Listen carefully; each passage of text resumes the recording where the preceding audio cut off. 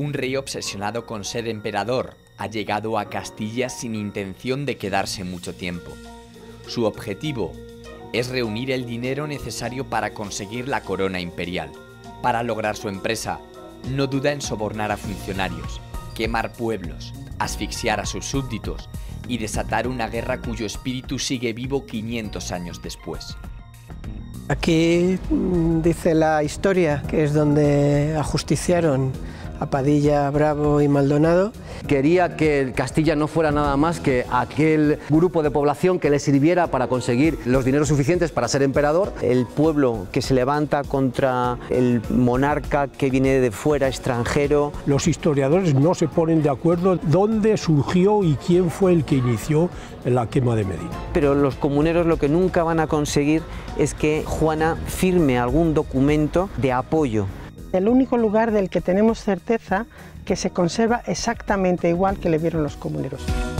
A base de sobornos consiguen que sí se aprueben esos donativos. Fue el último éxito de los comuneros, la toma de este castillo que pertenecía al almirante.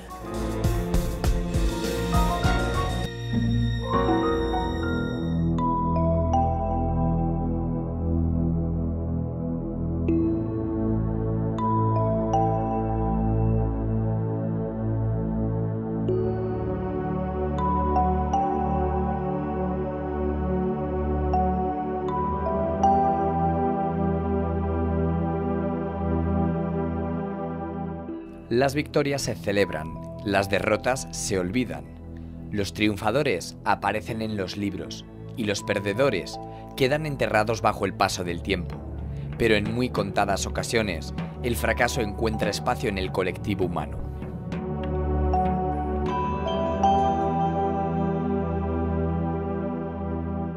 Dijeron que declaraban, y declararon a Juan de Padilla, y a Juan Bravo, y a Francisco Maldonado, por culpables de haber sido traidores de la corona real de estos reinos. En pena de su maleficio, dijeron que los condenaban, y condenaron a pena de muerte natural.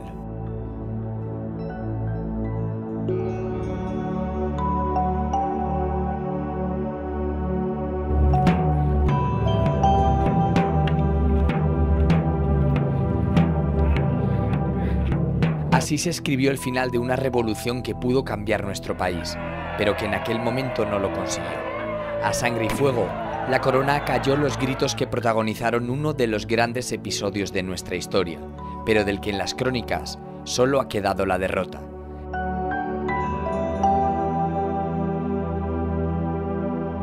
Hablamos de la Guerra de las Comunidades, el enfrentamiento entre un emperador y su pueblo.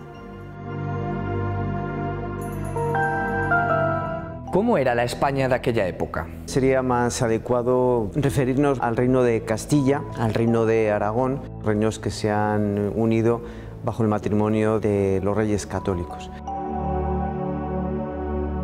Una Castilla muy rural, con una alta tasa de analfabetos, algunas localidades urbanas pues, muy fuertes. La economía sobre todo se sustenta en un eje: Medina del Campo, Burgos, donde está el Consulado del Mar, y Bilbao. Una de las causas de conflictos va a ser una confrontación entre Burgos, reclamando una mayor exportación de lana en bruto hacia las zonas de Flandes, mientras que Segovia, que tenía una gran producción textil, lo que reclama es que se pueda producir más en Segovia, en vez de traer de Flandes ya unos productos manufacturados. Tensiones que van a estar también en las comunidades de Castilla. Burgos se va a mantener fiel al bando realista, mientras que Segovia va a ser de las primeras ciudades donde va a prender esa llama en contra de esa exportación de la lana castellana a Flandes. Flandes, creo que ese lugar tiene también mucho que ver con el conflicto, ¿no? Todo esto arranca de la política matrimonial de los reyes católicos. Se va viendo frustrada. El que va a ser heredero del reino de Castilla y del reino de Aragón, pues va a ser Juana I de Castilla, Juana la Loca, que había casado con Felipe el Hermoso. En 1504 fallece la reina Isabel la Católica en Medina del Campo, va a ser la sucesora. Se reconoce que Felipe el Hermoso va a gobernar junto con su esposa, con Juana.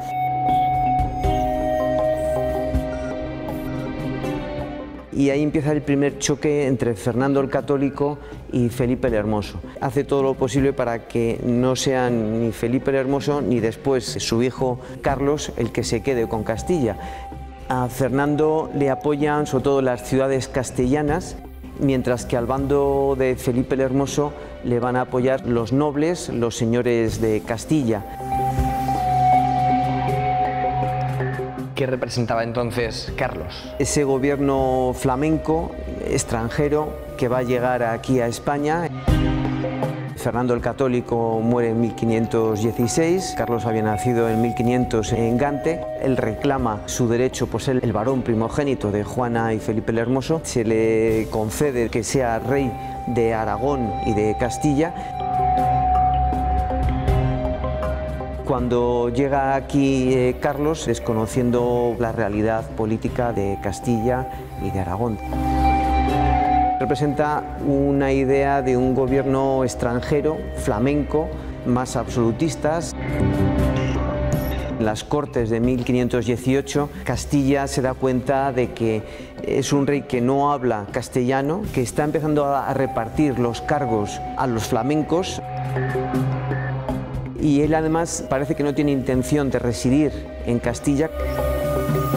Va a quedar vacante el Imperio Romano Germánico y animan a Carlos a que se presente como candidato y empieza a reclamar dinero porque para poder postularse y acceder al título de emperador hace falta mucho dinero y Carlos tiene esa intención de sacarlo de estas tierras.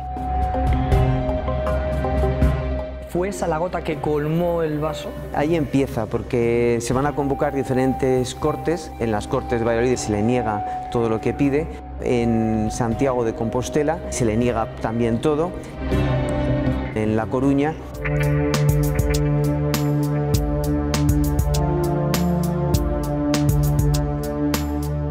Castilla y los castellanos eran para el joven e inexperto monarca un medio para conseguir su máximo deseo: la corona imperial. Para Carlos y sus consejeros, estas tierras no eran más que una fuente de financiación para poder comprar los votos necesarios. Solo tenía que conseguir el apoyo de las Cortes castellanas. No era necesario el diálogo. Su poder, regidores de pobre moral, y el ejército eran sus bazas.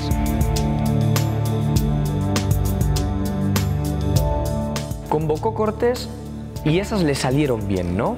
Después de las Cortes de Santiago se convocan cortes otra vez en La Coruña y ahí, habiéndose trabajado a los procuradores de las diferentes ciudades que van a acudir, a base de sobornos consiguen que sí se aprueben esos donativos que necesitaba Carlos para poder aportar esa cantidad y reclamar su derecho a la corona imperial.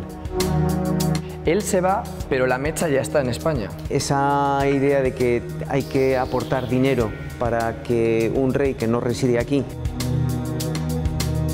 que está utilizando los recursos económicos para otras causas internacionales, va a sentar muy mal. Y ahí ya va a empezar los movimientos en Toledo, especialmente en Segovia y en Ávila. Va a empezar una espiral muy difícil de parar.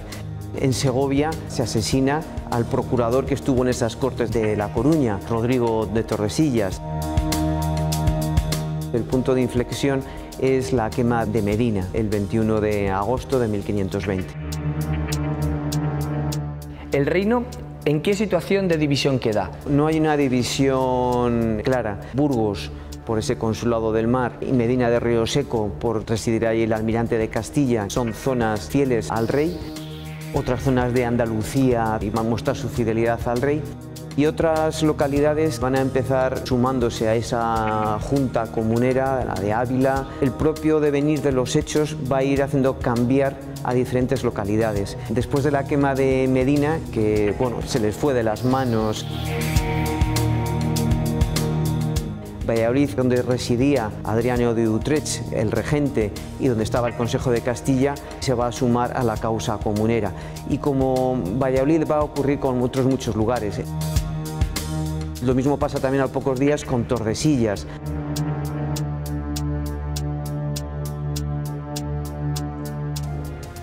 Un pueblo asfixiado por los impuestos y un monarca que ni siquiera reinaba en su reino.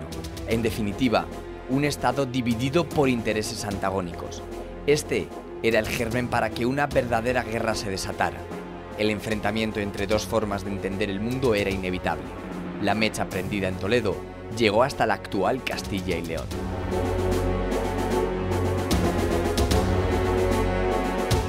¿Quiénes eran los comuneros? Los ciudadanos que vivíamos en aquella época en Medina del Campo, que nos sentimos molestos con el hecho de que el emperador Carlos V, a través de sus secuaces, pretendían arrebatarnos las piezas de artillería para enfrentarse a una ciudad vecina y amiga como era Segovia, con la cual manteníamos lazos de amistad y de comercio muy importantes. Como consecuencia, parte del municipio de Medina del Campo sufrió las llamas. Los imperiales querían utilizar ese fuego como una forma de distraer a la población de Medina del Campo del objetivo principal, que era la defensa y la custodia de los cañones. Los ciudadanos de Medina del Campo resistimos esa mala fe por parte de los imperiales, a pesar de que veíamos nuestras haciendas y nuestras casas quemar. ¿Y el movimiento comunero en general, por quién estaba formado? Castilla era la generadora de riqueza para los reinos de Aragón y de Castilla. Teníamos las ovejas, teníamos el trigo.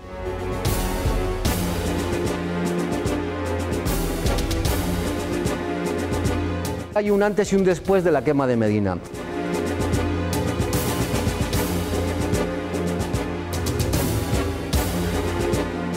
En un primer momento eran comerciantes, personas de cierta importancia, molestas porque el emperador Carlos pretendía cambiar la forma de gobernar en esta nuestra Castilla. Quería que Castilla no fuera nada más que aquel grupo de población que le sirviera para conseguir los dineros suficientes para ser emperador. Hubo gente que se empezó a levantar y el hecho de que en Medina del Campo los imperiales fueran capaces de hacer cualquier cosa para conseguir sus fines hace que el resto de las poblaciones de la Castilla antigua se levantan porque entienden que el emperador es capaz de hacer cualquier cosa para conseguir sus fines que no tenían nada que ver con los intereses de Castilla. ¿El objetivo máximo que tenían los comuneros cuál era? Defender que los dineros de Castilla se quedaran en Castilla, que los regentes de Castilla fueran castellanos nacidos en Castilla y que no sirviesen ni las tropas ni los bienes de Castilla para otros fines que no fuera defender la población.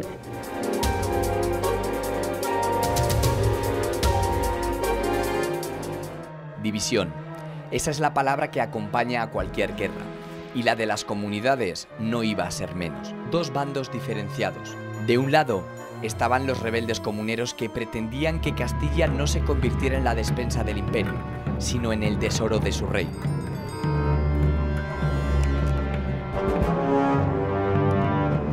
El movimiento comunero, ¿por dónde se extendió? No es como el fuego, va avanzando y se va extendiendo en función del aire. Cada una de las ciudades tenía su gobierno, su capacidad recaudatoria. Tenían que pasar parte de esos impuestos que recaudaban hacia la corte. El porcentaje de impuestos que iba hacia la corona no lo decidía la corona exclusivamente, sino que eran cada una de las ciudades las que entendían que para el bien común general del reino tenían que aportar una cantidad de dinero, una cantidad de hombre, una cantidad de bienes. Los concejos eran personas elegidas dentro de las personas que vivíamos en aquel momento. Entonces, a raíz de lo ocurrido en Medina del Campo es cuando todas las ciudades más importantes de la Castilla de entonces se unen al movimiento comunero defendiendo el hecho de que la capacidad de gobierno siga estando en esas ciudades. Lo importante destacar en este caso es que en cada ciudad hubo personas que pusieron en valor el autogobierno. El negocio de las lanas, el negocio de las telas, el negocio del cereal, permitía a Castilla en aquel momento ser el baluarte de Europa. En aquel momento llegan los de los Países Bajos y nos dicen, os estáis equivocando. Y en ese momento no hay diálogo. El emperador quiere imponer a su gente, el emperador quiere imponer sus normas.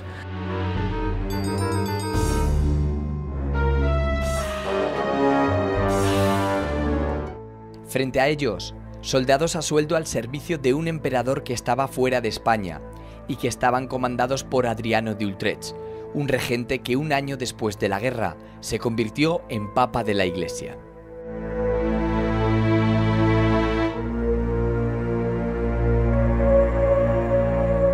¿Quiénes formaban parte de las tropas imperiales? El ejército está en un momento de una gran transición de la Edad Media a la época moderna, una época muy compleja desde el punto de vista del armamento, de la organización militar.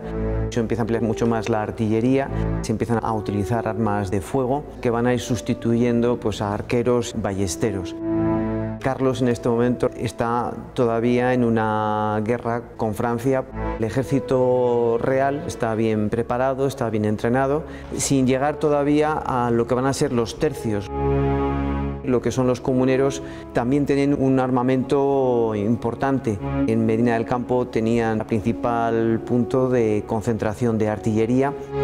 También disponen de ballestas, algunos arcabuces. El sistema era que las ciudades contribuían con escopeteros, con soldados cuando el rey hacían esos llamamientos. La batalla de Villalar el que lo va a decidir va a ser la caballería. Los realistas, persiguiendo a esos comuneros que habían salido de Torrelobatón, lo que van a hacer lo primero es fuertes cargas de caballería, y con unas cargas de caballería el ejército comunero va a quedar disperso. Esa fue la gran diferencia entre un contendiente y entre otro. El mayor peso de la caballería que tenía el ejército realista, y la supo aprovechar mucho mejor. Una batalla más de corte medieval. El enfrentamiento entre dos formas de entender el mundo era inevitable. La mecha prendida en Toledo llegó hasta la actual Castilla y León. Medina del Campo se destapó como uno de los grandes fuertes revolucionarios. Esta plaza y los medinenses se convirtieron en auténticos héroes para todo el movimiento comunero.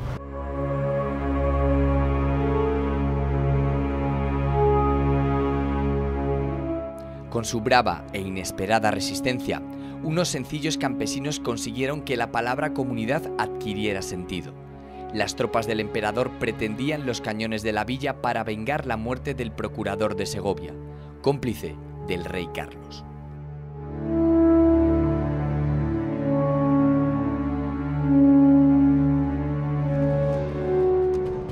Este lugar donde nos encontramos es el lugar que colmó el vaso, ¿no? El parque de artillería no se encontraba en ningún lugar físico de Medina del Campo.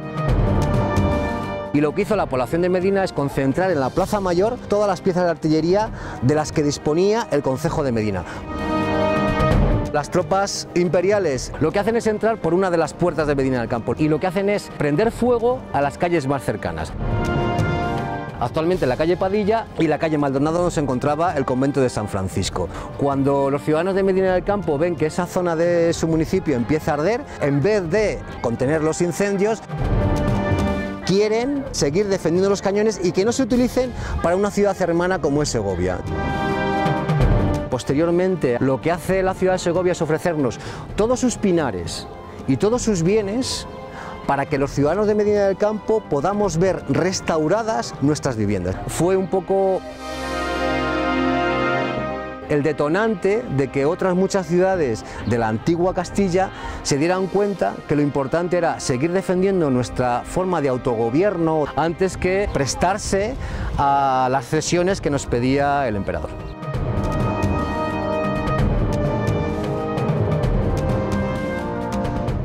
El incendio de Medina es uno de los grandes misterios de la Guerra de las Comunidades. ¿Quién fue la mano ejecutora? La historia solo ha podido demostrar que las tropas imperiales llegaron a Medina y entraron en la ciudad aprovechando el cauce del río. Lo que pasó dentro de las murallas, nadie lo sabe.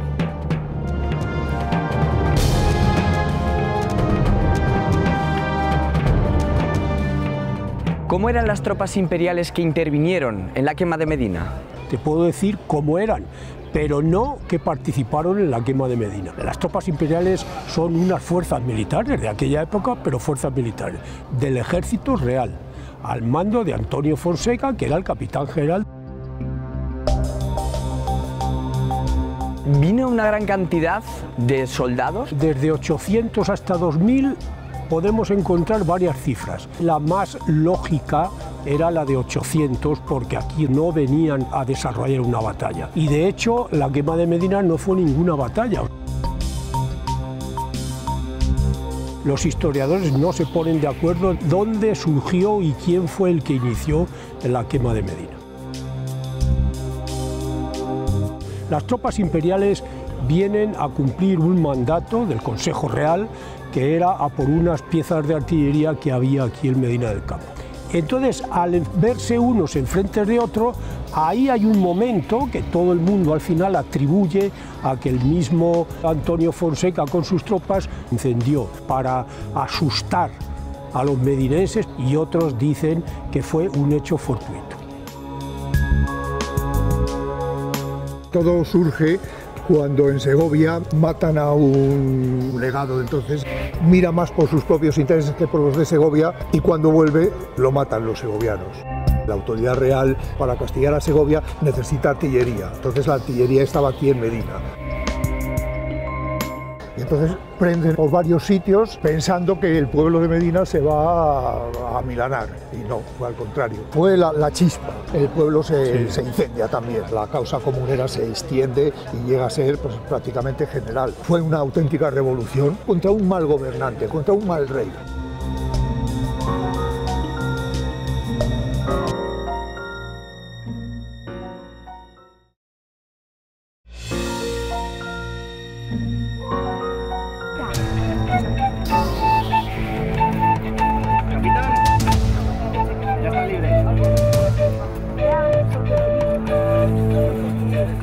La mecha comunera se prendió en Toledo, pasó por Segovia y llegó hasta la villa medinense. Allí, literalmente, explotó. Las cenizas de Medina del Campo hicieron que el espíritu comunero se extendiera como la pólvora. El sacrificio hecho en Medina del Campo no pasó desapercibido para el resto de ciudades.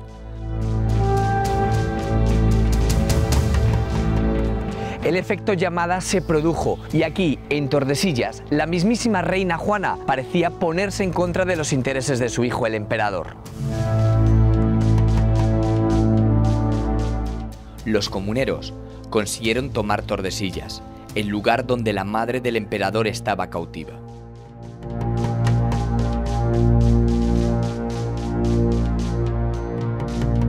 ¿Por qué era importante Tordesillas? Tordesillas ha desempeñado un papel trascendente en toda la historia medieval de Castilla. En la época de la llegada del rey Carlos a Castilla, aquí es donde estaba su madre. Juana I de Castilla, estaba aquí recluida en el palacio en Tordesillas. Y empieza en ese momento un episodio completamente sin comparación con ningún otro momento. La reina coge el cadáver de su marido, de Felipe el Hermoso, para cumplir su voluntad, llevar su cuerpo a Granada. Durante varios años va a estar una comitiva viajando por las noches.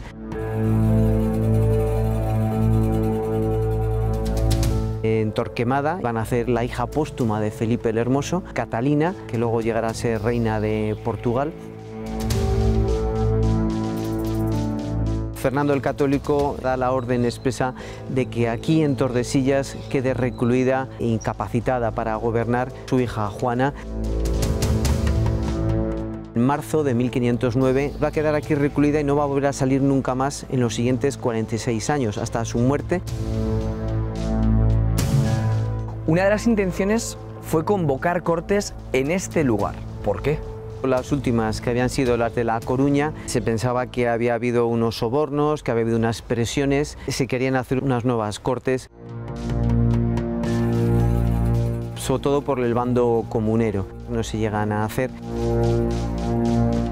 Pero lo que sí que tiene lugar en Tordesillas, a partir de la quema de Medina del Campo, los de Tordesillas lo que hacen es asaltar el palacio, quitar al marqués de Denia, que es el que estaba al cargo de la reina Juana, y bueno, pues facilitan la entrada de Juan de Padilla, el capitán, el líder comunero. bando comunero lo que quería era que Juana fuese su reina, como reina legítima que era de Castilla, en vez de su hijo. Juana les apoya a los comuneros, les da muchas esperanzas, pero los comuneros lo que nunca van a conseguir es que Juana firme algún documento de apoyo. De hecho, tienen que marcharse de aquí.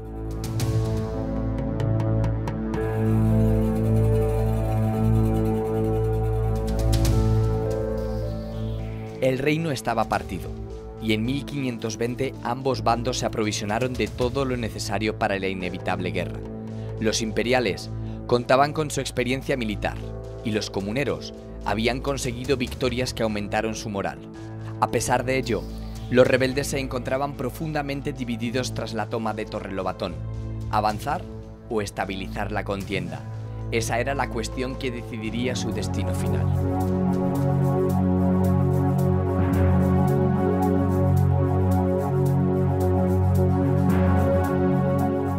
Juan, Torrelobatón, ¿por qué estamos aquí? Torrelobatón fue una plaza muy importante, fue el último éxito de los comuneros. La toma de este castillo que pertenecía al almirante.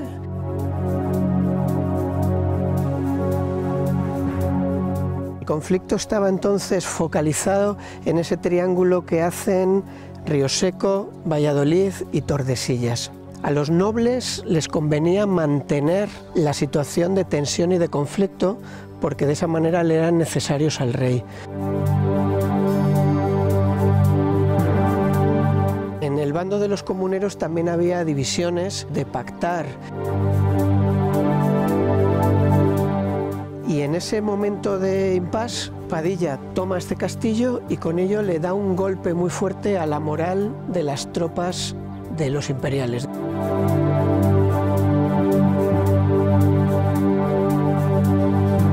Si en aquel momento el ejército comunero, con la moral que tenía, hubiera intentado atacar en Rioseco, quién sabe si el resultado de aquella contienda hubiera sido diferente. Pero esas luchas internas, también el bando de los comuneros, hacen que se queden en este castillo hasta que vienen desde Burgos las tropas del condestable. Los nobles, asustados por el éxito comunero en Torrelobatón, se lo toman en serio, se reúnen los dos ejércitos imperiales, el del condestable y el del almirante, muy cerquita de aquí, y amenazan el ejército comunero que está aquí. Cuando ya por fin, en aquel famoso 23 de abril de 1521, salen de aquí hacia Toro, el ejército imperial desde Peñaflor de Ornija les alcanza en Villalar, los pillan huyendo.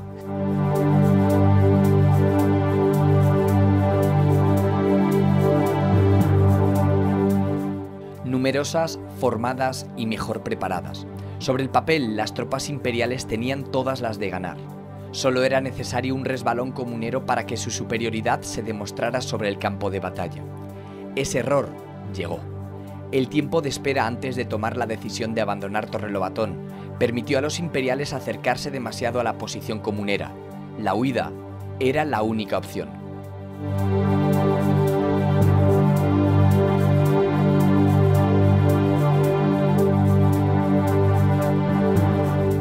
Lourdes, estamos ante un escenario que vieron los comuneros. Sí, es del único lugar del que tenemos certeza que se conserva exactamente igual que le vieron los comuneros. Tanto el castillo como todo el paisaje que se ve desde arriba, que es inigualable, es el mismo que vieron los comuneros. Nos encontramos sobre la torre. Es el único lugar que ofrecía un control 100% de todo el paso de lana del norte al sur del Duero. Por eso el almirante de Castilla tenía tanto interés en este lugar. Claro, era el lugar que le proporcionaba pingües beneficios. De aquí obtenía dinero para todas sus campañas, cobraba el peaje, es decir, todo el paso de lana tenía que pagar un impuesto de un diezmo. Los comuneros salieron desde este punto. ¿Se sabe hacia dónde se dirigían en este paisaje? Sí, los comuneros salieron de aquí, de Torrelobatón, hacia Toro, siguiendo la senda del río Ornija. A la altura de Villalar es verdad que fueron emboscados por las tropas del rey y ahí sucumbió parcialmente la historia. En realidad donde iban era Toro.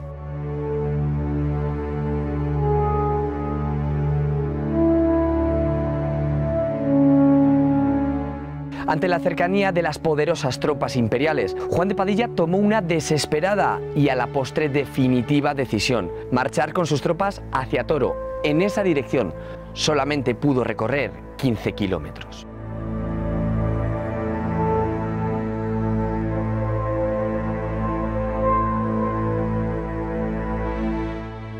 La evasiva acabó en Villalar de los Comuneros. La huida se complicó debido a la intensa lluvia. Los carros con la artillería avanzaban a duras penas, mientras que los caballos imperiales no tenían problema. La ventaja menguaba, y en Villalar de los Comuneros, el definitivo enfrentamiento se produjo. Villalar, ahora de los Comuneros, fue la última parada del viaje.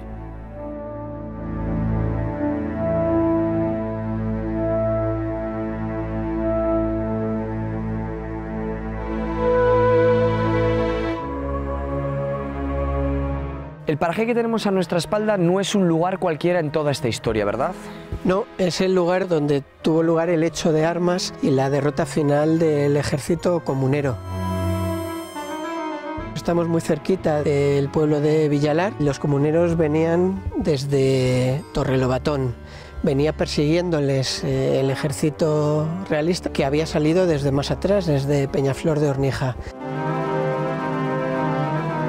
Aquel 23 de abril de 1521 era un día enormemente lluvioso. Todo esto era un lodazal y la lluvia dificultaba mucho el avance de los comuneros. La caballería del ejército realista les alcanzó y les hostigó por los dos flancos, impidiendo que su infantería pudiera defenderse con facilidad, y también impidió que la artillería pudiera igualmente ser utilizada en condiciones como arma defensiva.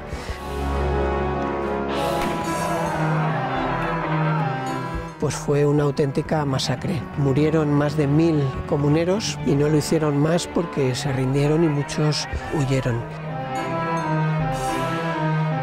Y acabaron haciendo prisioneros a los 3 capitanes, al día siguiente condenados y de inmediato ajusticiados como una forma de cortar de raíz cualquier intento de resurgir el movimiento comunero. Quien comandaba el ejército y quien fue condenado en la sentencia fue don Pedro de Maldonado. Pero el conde de Benavente consiguió, para quien era su sobrino, que no le ejecutaran en aquel momento, pero como la sentencia ya estaba dictada y el pueblo estaba esperando 3 ejecuciones y entre ellos un Maldonado,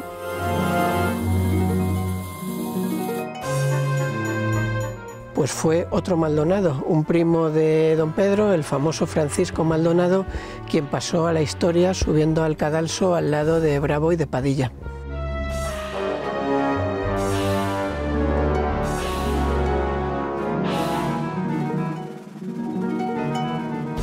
En este paraje, el ejército imperial por fin dio caza a los comuneros, y a tan solo 400 metros de aquí, las cabezas de los principales mandos rodaron.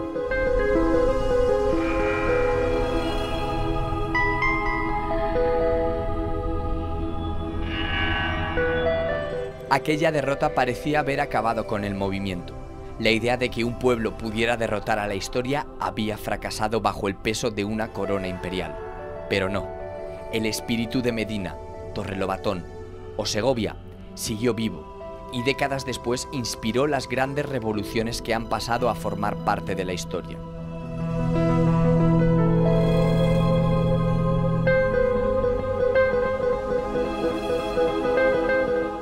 Y aquí es donde acabó todo, ¿no? Aquí dice la historia que es donde ajusticiaron a Padilla, Bravo y Maldonado. Aquí terminó aquella aventura de la historia con la muerte y ajusticiamiento de los 3 capitanes comuneros. Después de la batalla de Villalar, el fenómeno comunero dejó de suponer un riesgo verdadero para el rey y para el imperio. Ya se sabía condenada al fracaso.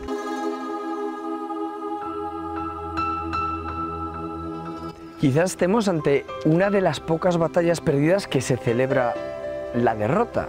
Es una derrota que la historia convirtió en una victoria. A pesar de la derrota, muchas de las tesis comuneras acabaron siendo aceptadas por el emperador.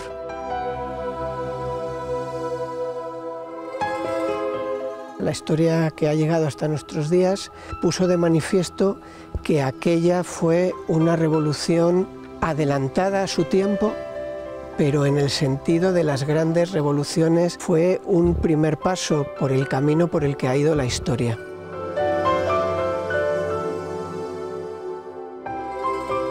Por primera vez en la historia se puso un contrapunto al poder real, se quiso poner al reino por encima del rey. Eso es lo que ha hecho que Villalar resuene en muchas partes del mundo como un lugar emblemático por la defensa de la libertad, del que todavía tenemos mucho que aprender. La única justificación del poder es el servicio a los demás. No se celebra una derrota, se celebra lo que a la postre se ha convertido en una victoria y sobre todo en el camino que tenemos que seguir.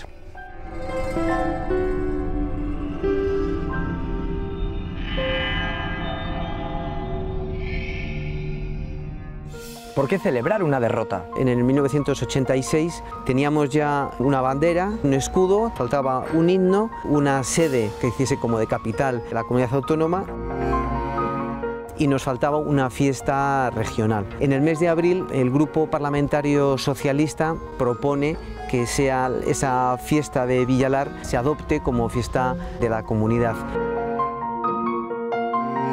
Villalar, desde el año 1976, era un símbolo de esa idea más romántica de que los comuneros habían sido los que habían luchado por la libertad y tenía una fiesta que tenía mucha fuerza y ya pues es la que se adopta por todo el simbolismo que se había dado ya a la derrota de Villalar.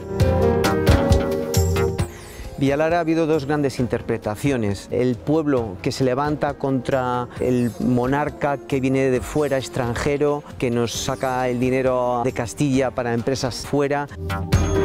O bien como una serie de pequeña nobleza que se resiste a perder sus privilegios.